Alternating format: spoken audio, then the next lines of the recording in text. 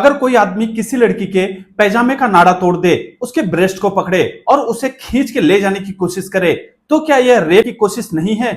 यह सवाल सुनते ही दिमाग सन्न रह जाता है और दिल असहज हो जाता है और दिमाग एक ही सवाल पूछता है कि अगर यह जुर्म नहीं है तो जुर्म आखिरकार होता क्या है?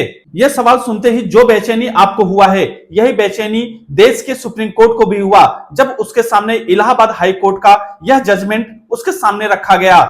उत्तर प्रदेश के कासगंज में 14 साल की नाबालिग लड़की के साथ 3 लड़कों ने रेप करने की कोशिश की, उसके पैजामे के नाड़े को तोड़ा, उसके ब्रेस्ट को पकड़ा और उसे खींच के ले जाने की कोशिश की। और यह सब एफआईआर में भी दर्ज है। यहां तक कि एफआईआर में लड़की का भी बयान दर्ज है कि मेरे साथ रेप करने की कोशिश की गई। इसके बावजूद भी इलाहाबाद के हाई कोर्ट के जस्टिस राम मनोहर मिश्रा का एक टिप्पणी पूरे देश को चौंका दिया। जज ने कहा कि ब्रेस्ट को पकड़ना, पैजामे की नाड़ी को तोड़ना और खींच के ले जाना रेप के अपराध में नहीं माना जा सकता। जी हाँ, ये वही लाइन है जिसने पूरे देश को और सुप्रीम कोर्ट को गुस्से से भर दिया। यह मामला जब सुप्रीम कोर्ट के सामने पहुंचा तो चीफ जस्टिस सूर्यकांत ने साफ कहा, हाई कोर्ट की यह टिप्पणी न केवल गलत है बल्कि ट्रायल को भी प्रभावित करती है और ऐसे फैसले पीड़ित को और डराते हैं। सुप्रीम कोर्ट ने कड़ा रुख अपनाते हुए कहा कि इस फैसले को हम खारिज करेंगे। मतलब देश का सुप्रीम कोर्ट यह बात मानता है कि ऐसी सोच न्याय को कमजोर करती है।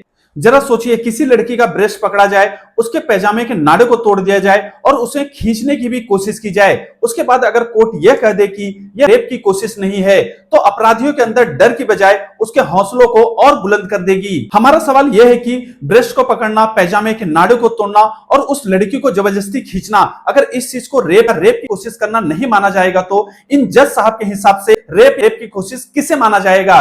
क्या अब ऐसे मामलों के अपराधी ये कहेंगे कि मैंने सिर्फ उसका ब्रेस्ट पकड़ा था और उसके पैजामे के नाड़ों को तोड़ा था और उसे खींचने की कोशिश ही तो की थी, तो हमने उसका कोई रेप नहीं किया है?